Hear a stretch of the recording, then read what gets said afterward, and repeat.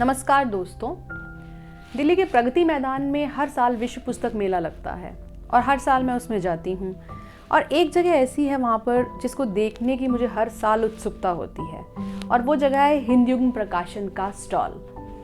क्योंकि हिंद युग्म प्रकाशन अपना स्टॉल जो है वो बड़े अच्छे तरीके से सजाता है, बड़े सृजनात्मक ढंग से उन्होंने वहाँ चीज़ें की हुई होती हैं, दीवारें सजाई हुई होती हैं और बड़े सुंदर सुंदर प्लेकार्ड्स होते हैं हिंदी भाषा को लेकर, हिंदी साहित्य को लेकर। तो हर साल वहाँ जाकर मैंने फ़ोटो ज़रूर खिंचवाई है, पर दिलचस्प बात यह है कि कभी भी मैंने वहाँ से कोई पुस्तक नहीं खरीदी। कोई पुस्तक एक नए प्रकाशन की क्यों नहीं खरीदी, उसके कई कारण हैं, जिसमें से एक कारण मैं आपके साथ साझा कर रही हूँ। हो सकता है आपके साथ भी ऐसा होता हो। जब आप बहुत से लेखकों को पढ़ लेते हैं, जैसे यशपाल जी, भीष्म साहनी, निर्मल वर्मा, भगवती चरण वर्मा, मनु भंडारी, चित्रा मुद्गल, तो इन सब लेखकों को पढ़ने के बाद आप शायद थोड़े से रिजिड हो जाते हैं या डरते हैं किसी नए लेखक को पढ़ने से पहले, क्योंकि इन लेखकों का प्रभाव आप पर इतना ज़्यादा होता है कि आपको जब भी कोई नई पुस्तक खरीदनी होती है तो आप ये सोचते हैं कि चलिए इन्हीं की वो पुस्तक जो हमने शायद अब तक नहीं पढ़ी, वो उपन्यास या वो कहानियों की किताब हम खरीद लेते हैं जो हमने अब तक नहीं पढ़ी। तो नए लेखकों को पढ़ने में थोड़ा सा संकोच शायद कई पाठकों को होता होगा, मेरे साथ तो ऐसा है।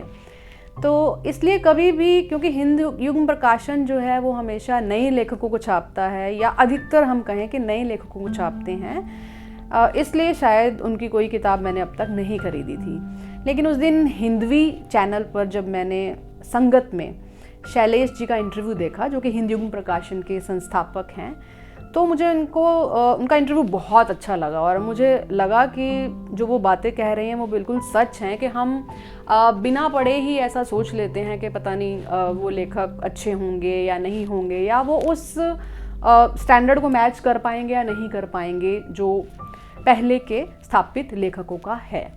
तो उनकी उन बातों से मुझे लगा कि पढ़ना चाहिए, ये जोखिम उठाना चाहिए नए लेखकों को पढ़ने का, और उसके बाद अपना मत बनाना चाहिए कि अब जो लोग लिख रहे हैं वो भी क्या उतने ही अच्छे हैं या नहीं। तो अभी तो मैं सोच ही रही थी कि इस साल जब जाऊंगी तो खूब सारी किताबें खरीद कर लाऊंगी, कि उतने में 2 किताबें मेरे पास उपहार स्वरूप कुछ छात्रों द्वारा आ गई। उनमें से एक किताब है अक्टूबर जंक्शन। आप सभी जानते हैं दिव्य प्रकाश दुबे जी ने इस उपन्यास को लिखा है। जिस दिन ये किताब मेरे हाथ में आई उससे अगले ही दिन मैंने इसको पढ़ना शुरू कर दिया और एक ही दिन में मैंने इसे पढ़ डाला। तो ये किताब जो है ये बात करती है चित्रा पाठक की और सुदीप यादव की।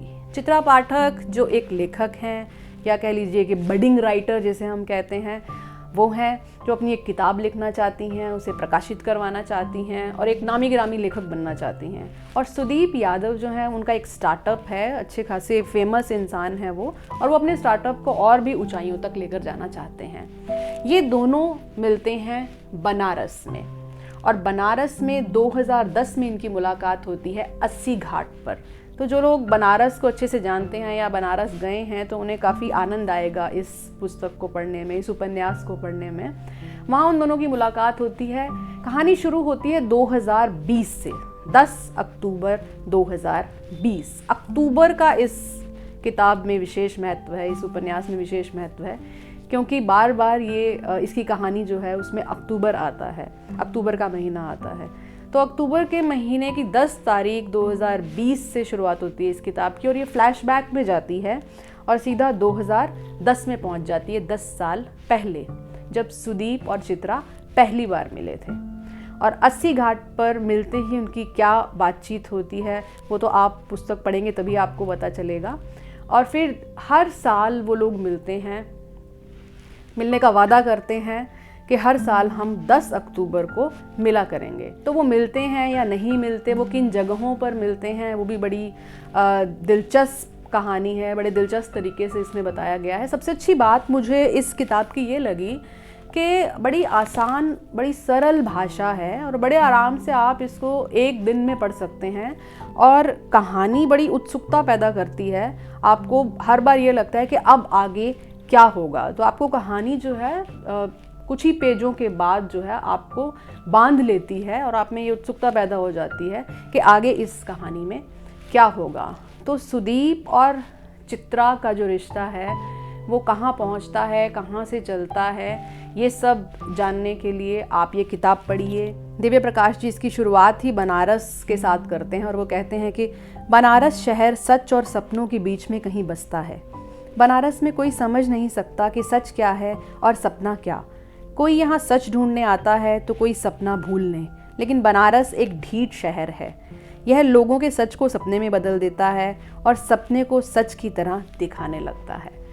तो और ज़्यादा जानकारी के लिए मैं तो कहूँगी आप इस किताब को पढ़िए। और ये मैंने सोच लिया है कि अब की बार जब विश्व पुस्तक मेले में जाऊँगी तो खूब सारी किताबें हिंदी युग्म प्रकाशन से मैं खरीदूँगी। और मुझे ये भी पता चला है कि दिव्य प्रकाश दुबे जी की और भी कई किताबें हैं जो काफ़ी इंटरेस्टिंग हैं। एक बात और है, जो लोग 80 और 90 के दशक में पैदा हुए हैं वो इस किताब के साथ काफ़ी रिलेट कर पाएंगे, उनको काफ़ी रिलेटेबल लगेगी उनकी ज़िंदगी के साथ।